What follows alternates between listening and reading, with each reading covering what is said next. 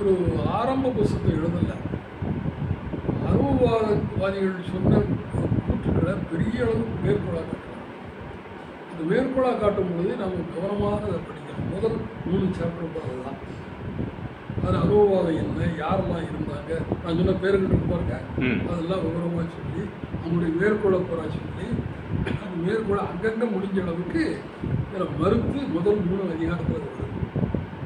அதுக்கு பிறகு சில அடிப்படையான விஷயங்கள் இதோடு இயங்கியல் பொருள் முதல்வாதத்தை ஒப்பிடுறாரு. அது கொண்டு வராருல கொண்டு வந்து இவங்க முதல் கேள்வி, பொருள் இருக்குன்னு சொல்கிற இவங்க பொருளோட அனுபவத்தை கலக்கலாம்னு சொல்லும்போது அது ஒரு குழப்பமான நிலைப்பாடு.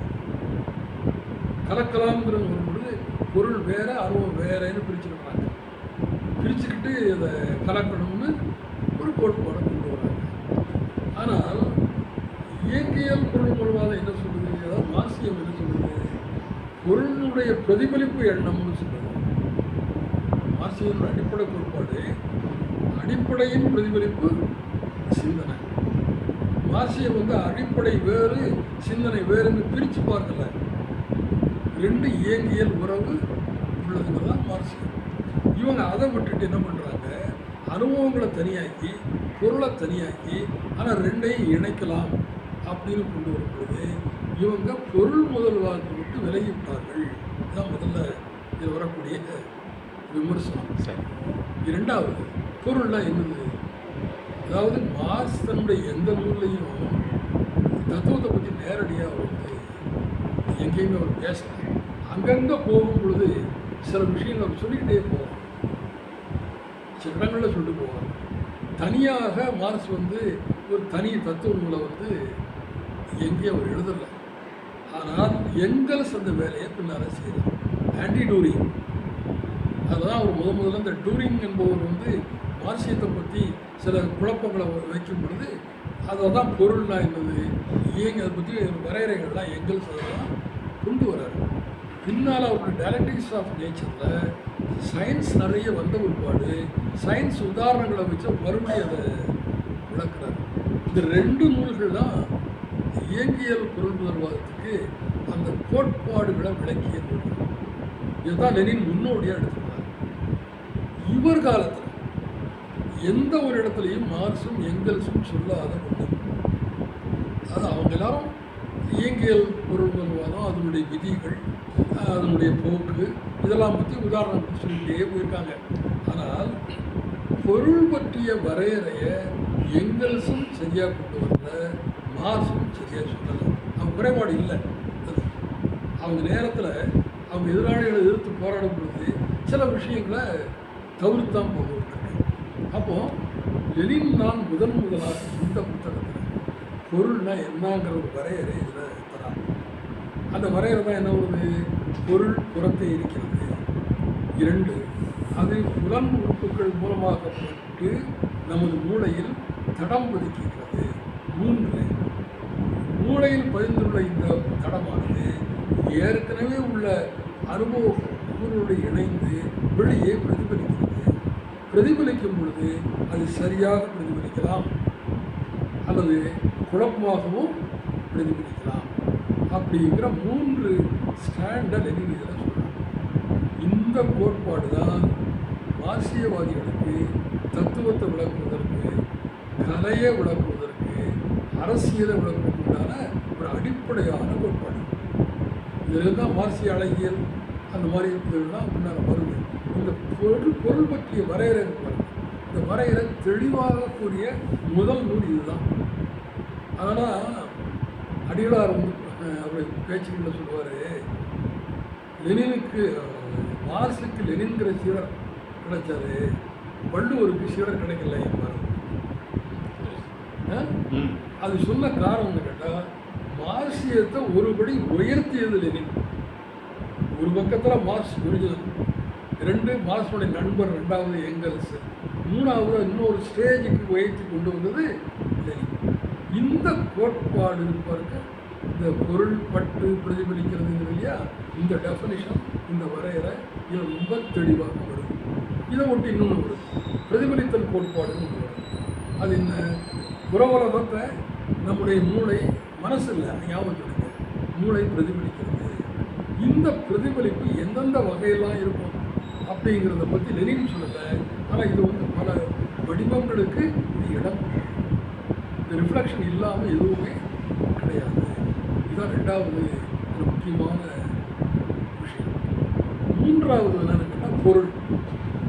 இந்த பொருள் வரையறைப்படுத்த பிற்பாடு அவர் காலத்தில் சயின்ஸ் வந்து, சயின்ஸ் வந்த உடனே அவன் இந்த சயின்ஸில் அப்போ டால்டன் அணுக்கொள்கை வந்திருக்கு.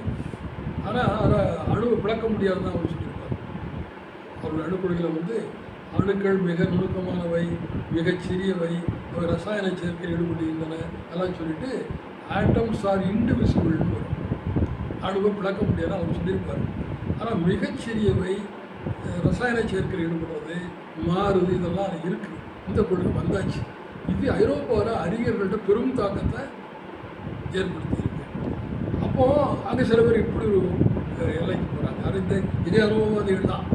என்ன எல்லைக்கு போகிறாங்கன்னா, அணுக்கள் மிகச்சிறியவைன்னா இந்த சிறிய அணுக்களுக்கு அப்பாற்பட்டு என்ன இருக்குது இன்னொரு கேள்வி கேட்டுடுறாங்க.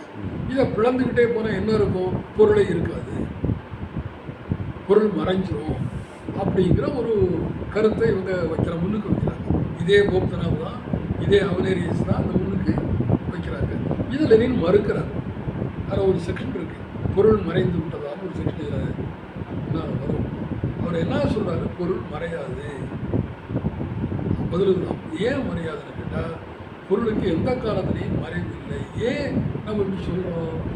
பொருளை பற்றிய நமது அறிவு மாறி இருக்கிறதே ஒழிய பொருள் மறையவில்லை. எப்படி? அதுக்கு எங்கல் சொல்லி உதாரணம் எடுத்துப்பார். அதான் எல்லாம் அவர் சொல்கிறது. இந்த தார் எண்ணெய் இருக்கு பாருங்க, இந்த தார் எண்ணெயில் அலிசாரின்னு ஒரு கெமிக்கல் இருக்குது. அது எங்கல்ஸ் காலத்துக்கு வரைக்கும் அது இருக்குதுன்னு தெரியாது. எங்கல்ஸ் காலத்தில் அலிசாரின் இருப்பதை கண்டுபிடிச்சிட்டாங்க. இந்த அலிசாரின் வச்சு பல பொருள்களை தயாரிக்கவும் ஆரம்பிச்சிட்டாங்க. எங்கல்ஸ் இதை சொல்லி என்ன சொல்லுவார்? இதுவரைக்கும் இருந்த அறிவில் தார் எண்ணெயை பற்றி மட்டும் தான் நமக்கு தெரியும். ஆனால் இன்றைக்கி தார் எண்ணெய் கூட அலிசாரின் இருக்குன்னு தெரிஞ்சு போச்சு. பார்த்தீங்களா? தெரிஞ்சதுனால நமது அறிவு விசாலமடைகிறது. நமது அறிவு விசாலமடைகிறது. தார் எண்ணெய் இருக்கிறது, அது மறையலை. உடனே தார் எண்ணெய் போயிட்டுது, அலிசாரின் வந்துன்னு சொல்லக்கூடாது. அந்த பொருள் இருக்குது, அது இன்னொரு பொருளாக மாறுது. மாறும் பொழுது அதை பற்றி உள்ள நம்ம அறிவு விரிவடைகிறதை ஒழிய இந்த அறிவு விரிவடைதை வைத்துக்கொண்டு நாம் அந்த பொருளை இல்லைன்னு சொல்லக்கூடாது. எங்கள் சொல்லுடைய ஆர்குமெண்ட் அது அப்படி ஒரு எடுத்துக்கிறாங்க. அது அறிவு விரிவடைகிறது. இதை வச்சுக்கிட்டு லெனின் இன்னொரு கட்டத்துக்கு போகிறாங்க. இங்கே ஒரு முக்கியமான பகுதி மார்க்சிய அறிவு தோற்றவியலுக்கு இது ரொம்ப முக்கியமானது. அதுதான் என்ன வருதுன்னு கேட்டால், அறிவு ரெண்டு வகையாக இருக்குது. ஒன்று முழுமையான அறிவு, இன்னொன்று ரிலேட்டிவ். அதாவது அது சார்பு நிலை அறிவுன்னு சொல்லலாம், சார் அறிவுன்னு சொல்லலாம். நாவா வந்து ஒரு வார்த்தை பயன்படுத்துவார், தாரதமிய அறிவுன்னு சொல்லுவார். ரிலேட்டிவ், அந்த ரிலேட்டிவ் நாலேஜ், அப்சல்யூட் நாலேஜ், இந்த ரெண்டும் இதை வச்சுக்கிட்டு லெனின் உள்ள கொண்டு வராங்க. அதை நான் வேலை செய்ய உதாரணம் கொடுத்துருப்பாரு. வேற இவங்க என்ன கொண்டு வராங்க? ஒரு காலத்தில் தெரிந்தது அந்த காலத்தில் தெரிந்தது அடுத்த கட்டத்தில் அது மாறும் பொழுது அது பெருசாகுது. அந்த காலத்தில் தெரிஞ்சிருக்கு பாருங்க, அது ரிலேட்டிவ். சார் நிலையாக இருக்கும். அணுவை துளைத்து 7 கடலை புகட்டி குறுக தனித்த பொருள் அப்படின்னு இருக்கு இல்லையா? இதை வச்சுக்கிட்டு இன்னைக்கு இருக்கிற அணுகுழுக அப்போ இருக்குன்னு சொல்லக்கூடாது. அப்போ அணுவை பற்றி கேட்டுக்கொண்டிருக்காங்க. சாணிலும் உடன் கோணிலும் உடன் அணுவினை சதகோடி தூரிட்ட கம்பன் சொல்கிறான் பாருங்க. அணுக்கோட்பாடுங்கிறது இந்தியாவிலேயும் இருந்திருக்கு, கிரேக்கத்திலையும் இருந்திருக்கு. அங்கேயும் அணு கொள்கை உள்ளாட்டு இருந்திருக்காங்க. இருக்கிறதுலேயே சிறுசு ஒன்று உண்டுப்பான், அது என்ன நமக்கு தெரியாது. அவ்வளோ அந்த இப்போது அந்த சிறுசு இன்னும் சிறுசாகி நமக்கு தெரிய வந்துடுது. இப்போ அந்த கால அறிவு அந்த காலத்தினுடைய சார்நிலை அறிவு அது கொஞ்சம் பெருசாகுதுல்ல. அடுத்த கட்டத்தினுடைய சார்நிலை அறிவு, பல சார்நிலை அறிவுகள் படிப்படியாக சேர்ந்து தான் அறிவு வந்து முழுமையை நோக்கி முன்னேறும். தான் மார்க்சிய அறிவு. முழுமையான அறிவுங்கிறது எந்த காலத்திலையும் கிடையாது. அப்படி அப்சல்யூட் நாலேஜ்னு ஒன்று எடுத்துக்கிட்டா நம்ம கடவுள்னு கொண்டு போயிடுவோம், பரமாத்மான்னு கொண்டு போயிடுவோம், அதோட எல்லாத்தையும் மூடி படம் வச்சிருவோம். இது அப்படி இல்லை. அது ஒவ்வொரு கட்டத்துலையும் கொஞ்சம் கொஞ்சமாக அந்த அறிவு விசாரப்படுத்தி ஆஹா அன்னைக்கு அணுவை பற்றி பேசினாங்க, பதிலாக இன்னைக்கு பிளந்துட்டாங்க. அது ஒரு சார்நிலை, இது இன்னொரு சார்நிலை. ஆனால் அங்கேருந்து முன்னேறி இது லெனின் சொல்கிறதுக்கு காரணம் அவர் பெரிய மார்க்சிய அறிஞர் சொல்கிறதுக்கு காரணம் வந்து இந்த நெகேஷன் ஆஃப் நெகேஷன் விதி, நிலை மறுப்பு விதின்னு வரும். பழச புதுசு மறுக்கும், புதுசு மறுக்கும் பொழுது பழசை முழுசுமாக மறுக்காது, பழசு ஒட்டிட்டு அதில் புதுசும் சேர்ந்துடும். இது மறுபடியும் தன்னுடைய வழி வரும்பொழுது இது இதை மறுக்கும், இன்னொன்று புதுசாக மறுக்கும். அப்போ நிலை மறுப்பு ஒன்று நிலை மறுக்கப்படுகிறது, இன்னொரு புது நிலை உள்ளே சேர்ந்துக்கிறது. இந்த நிலை மறுக்கப்படுகிறது, இன்னொன்று உள்ளே சேர்ந்துக்கிறது. இது நெகேஷன் ஆஃப் நெகேஷன்னு இயங்கியல் உள்ள விதி. மார்க்ஸ் உருவாக்கல, ஹெகல் உருவாக்கினது. ஆனால் இந்த விதியை மனசில் வச்சுக்கிட்டு லெனினில் என்ன பண்ணுறாருன்னு கேட்டால் சார்நிலை அறிவு எப்படி கொஞ்சம் கொஞ்சமாக அந்த அறிவு முன்னேறுகிறது அப்படிங்கிறத இந்த இதில் அறிவு தோற்றவியல்னு இந்த பொருள் மறை அது இருக்கும், அதை கொண்டு வராங்க. இது ஒன்று. அடுத்தது பொருள் அதனுடைய பண்புகள் புறவயமானது, அது நம்ம எதிரப்பட்டு பிரதிபலிக்கிறது, அதை உணர முடியும் அப்படிங்கிறதெல்லாம் சொல்லிட்டு காலம் இடைவெளி இடம் இதுவும் இதில் உள்ள வருது. அனுபவவாதிகள் வந்து காலத்தையும் இடத்தையும் வந்து தனியாக பிரிச்சுக்கிட்டாங்க. அந்த பொருளோடையும் கொண்டு வரல, அனுபவத்திலையும் கொண்டு வரல, தனியாக பிரிச்சுக்கிட்டாங்க. இதை அவர் மறுக்கிறார். காலம் இடம் இரண்டும் பொருளின் பண்புகள். இதுவும் மாதிரி செய்யலாம். பொருளின் பண்புகள், இந்த பண்புகளை நாம் வந்து இணைத்து தான் பார்க்கக்கூடிய காலத்தை மீறிய ஒன்று எப்போ நிரந்தரம் அப்படிலாம் சொல்லக்கூடாது அப்படிங்கிறத இதில் எக்ஸ்பிளைன் பண்ணி அனுபவவாதிகள் இதை வேறுபடுவாங்கிறதையும் நிறைய எடுத்துக்காட்டுவாங்க. இது கூடவும் சொல்லப்போனால் டைரக்டிக்கல் மெட்டீரியலிசத்தை அனுபவத்துக்கு மாற்றாக வச்சு விளக்கக்கூடிய நூல் தான். நினச்சிடாங்க, தப்பாக நினச்சிடாங்க. மார்க்சிசத்தோடு இவங்க வந்து அனுபவத்தை இணைச்சிட்டாருன்னு அப்படி இல்லை. அவங்க என்ன பண்ணுறாங்க, அனுபவத்தோடு சயின்ஸ் இணைக்கிறாங்க, அனுபவத்தோடு பல்வேறு வகையான தத்துவ கருத்துக்களை உள்ளுக்கு இணைக்கிறாங்க. ஆனால் மார்க்சிஸ்டம் ஒன்று கிட்டே வரல, இணைக்கிறாங்க. இப்படி இணைச்சி பலதை இணைச்சி ஒன்றாக்கி வச்சுக்கிட்டு இவங்க பேசக்கூடிய பேச்சு எப்படி இருக்கும் அப்படின்னு கேட்டால் அதுக்கு உதாரணம் இருக்குது. இந்த பிச்சைக்காரன் நெஞ்சு மாதிரி இருக்கும் சொல்லுவார். இப்படி இணைச்சி பேசுறேன்னா அந்த பிச்சைக்காரன் வந்து கஞ்சி மாதிரி இருக்கும். அதுதான் இவங்க விட்ற வேலை. சயின்ஸை கொஞ்சம் எடுத்துக்கிறாங்க, தத்துவத்தை கொஞ்சம் எடுத்துக்கிறாங்க, எல்லாத்தையும் இருந்து போட்டு உடைச்சி ஒன்றாக்கி இருக்காங்க. உள்ள கையில் கொடுக்குறான். அது வந்து பெகர்ஸ் ப்ராக்ஸ் இந்த வார்த்தை பிச்சைக்காரன் எங்கள் மாதிரி இருக்கும் அப்படின்னு சொல்லி அதை ஒன்று சொல்லுவார். இது ஒரு பக்கம் இருக்கா. இன்னொன்று ஹிஸ்டாரிக்கல் மெட்டீரியல்ஸ் மார்க்ஸினுடைய இன்னொரு பகுதி. மார்க்ஸ் என்ன சொல்வது, வரலாற்றை இயக்கக்கூடிய சக்திகளாக மார்க்ஸ் சொல்வது உற்பத்தி உறவுகள். உற்பத்தி உறவுகள் தான் வரலாற்றை இயக்குகிறது. அது உற்பத்தி சக்திகள்னு சொல்லுவோம்னு. இன்னொன்று உற்பத்தி கருவிகள். இன்னொன்று வந்து அந்த கருவிகள் யாருக்கு இருக்குங்கிற உறவு. இந்த ரெண்டு தான் வரலாற்றை இயக்கக்கூடிய சக்தி. இந்த வரலாற்று பார்வை வந்து இன்றைக்கி இருக்கிற எந்த சரித்திராசிரியருக்கும் கிடையாது. ஹிஸ்டரி டீச்சர்ஸ்லாம் பிரெஞ்சு புரட்சியை பற்றி ரொம்ப நல்லா சொல்லுவாங்க, அமெரிக்க புரட்சியை பற்றி ரொம்ப நல்லா சொல்லுவாங்க. ஆனால் சோவியத் புரட்சியை பற்றி யாருமே வாய் விட்டு பேச மாட்டாங்க, சொல்லவும் மாட்டாங்க. அது ஆனால் அது ஏன் உடஞ்சி போச்சை பற்றி நல்லா சொல்லுவாங்க. அதை பற்றி ரொம்ப பேசிட்டு இருப்பாங்க. ஆனால் ஆரம்பத்தில் அது என்ன லட்சியங்களை வச்சுட்டு இருக்காங்க, என்ன இலக்கு, அதெல்லாம் சொல்ல மாட்டாங்க. அப்போ உற்பத்தி உறவுகள், உற்பத்தி சக்திகளை இது என்ன பண்ணுதுன்னு கேட்டால் வரலாற்றை இயக்கக்கூடிய சக்தி. இதில் தனிநபர்கள் கிடையாது, இதில் பெரிய அரசர்களான உள்ள கிடையாது. சமூக இயக்கத்தினுடைய வெளிப்பாடு தான் அரசர்களும் மற்றவர்களுடைய இல்லை. இதுதான் மார்க்சிசம். அதான் அவர் வேற மாதிரி சொல்லுவார். Social being determines social consciousness. அதாவது சமுதாய இருப்பு சமுதாய உணர்வை தீர்மானிக்கிறது. இதுதான் அடிப்படை ஃபார்முலா. இது வரலாற்றை அணுகக்கூடிய மார்க்ஸ் போட்டக்கூடிய அடிப்படை விதி. இதில் இது பொருள் முதல்வாதம். ஏன்னா பொருள் முதல்வாத அணுகுமுறை இங்கே இருக்குது. இந்த அடிப்படையானது உற்பத்தி சக்தி, உற்பத்தி உறவு. இது மெட்டீரியலிசம். இது ரெண்டும் இயங்குகிறது. டயலக்டிக்கல் மெட்டீரியலிசம் உள்ள இருக்குது.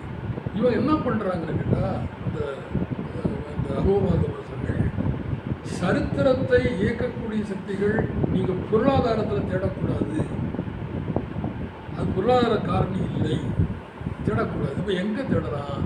சமூக உளவியலில் தேடுங்க, சோஷியல் சைக்காலஜி, அதில் போய் தேடுங்க. சோஷியல் சைக்காலஜிங்கிறது என்ன? பல்வேறு மக்கள் நினைக்கக்கூடிய எண்ணங்களின் தொகுப்பு. இந்த எண்ணங்களின் தொகுப்பு காரணமாகத்தான் வரலாறு இயங்குதே ஒழிய நீங்கள் சொல்லக்கூடிய பொருளாதார காரணியால் வரலாறு இயங்கவில்லை சொல்லி இது மாற்றாக ஒன்று அவங்க வைக்கிறாங்க. அதான் கடைசி செக்ஷனில் இது ஒரு மறுத்து இதனுடைய இது அது இல்லை, இதுதான் இயக்கக்கூடிய சக்திங்கிறது கடைசியில் பெரிய சாப்டர், அது சின்ன சாப்டரில் அதை சொல்லுவதாக. நீங்கள் பார்த்தீங்கன்னா அதில் தத்துவத்தில் தொடங்கி வரலாறு வரைக்கும் இந்த புத்தகம் வரும். இடங்களிலே பாசிட்டிவிசம் வரும், காண்டியம் வரும், ஹியூமனுடைய தத்துவம் வரும், பெர்க்லி பாதியார் தத்துவம் வரும், சயின்ஸ் உள்ள வரும். பொருள் மறைதா? மறையல, பொருளுக்கு மறைவு கிடையாது அப்படிங்கிற ஸ்டாண்ட் உங்களுக்கு மெட்டீரியலிசம் உள்ள வரும். இயங்கியல் ரீதியாக எல்லாத்தையும் இவர் பார்க்குற பார்வை உங்களுக்கு வரும். ஆக எப்படின்னு கேட்டால், இவர் காலத்தில் உள்ள ஒரு மிகப்பெரிய கருத்து முதல்வாத குழப்பத்தை, அந்த குழப்பத்துக்கு மிகப்பெரிய ஆட்கள்லாம் பிரபலமான ஆட்கள்லாம் போய் உட்காந்துருந்தாங்க. அவங்க எல்லாருக்கும் எதிர்த்து இந்த குழப்பத்தை நீக்கணுங்கிறதுக்காக மார்க்சிய இயங்கியல் பொருள் முதல்வாதத்தையும் மார்க்சிய பொருளாதார கொள்கையையும் மார்க்சிய தத்துவ கூறுகளையும் மாற்றாக நிறுத்தி ஒப்பிட்டு காட்டி இந்த ரெண்டும் சேராது, தனித்தனியாக. அப்படி நீ சேர்க்க முயற்சி பண்ணாலும் அதான் வருது. பின்னால் அது கடைசியில் சேர்க்க முயற்சி பண்ணால் அது இந்த ஒட்டு போட்ட சட்டம் மாதிரி இருக்கும். பின்னால் இந்த குருடப்பாரப்பட்ட ஒட்டு போட்ட சட்டம் மாதிரி இருக்கும். அந்த முயற்சியில் இறங்காதீங்க அப்படின்னு சொன்னால் அந்த நூல் முடியுது. முடிய கடைசியில் மார்க்சியம் கார்கியும் குணாச்சாரியும் ஒரு கமெண்டர் கடைசியில் இருக்கும்.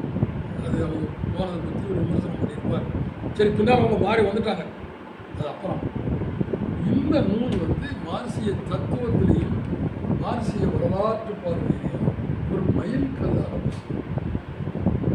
இது லெனின் படித்தது அவருடைய பிலோசாபிக்கல் நோட் புக்ஸ் அதை பார்க்கலாம். கிரேக்க தத்துவத்திலிருந்து மார்க்சியம் வரைக்கும் ஒரு படி உட்காரலாம். சாக்ரட்டிஸ், பிளேட்டோ, அரிஸ்டாட்டல், டெமாக்ரிட் எல்லாருடைய தத்துவத்தை பற்றியும் குறிப்பிடும். கடைசியில் ஹெகலை பற்றி விரிவான ஆய்வு அந்த பிலோசாபிக்கல் நோட் புக்ஸில் இருக்குது. குறிப்பாக டயலக்டிக்ஸ்லாம் இருக்குது, அது என்னென்ன கட்டங்கள்லாம் இருக்கும் அப்படிங்கிற ஆய்வு அதில் வருது. அதுக்கப்புறம் இவர் இருக்கார் பாருங்கள், ஃபியர்பால். அதாவது மார்க்ஸ் காலத்தில் ஒரு முந்தி இருந்த தத்துவவாதி, பொருள் முதல்வாதி. அந்த பொருள் முதல்வாதத்தில் என்ன குறை இருக்குதுன்னு சொல்லி தான் மார்க்ஸ் அதை விமர்சனம் பண்ணி வராரு.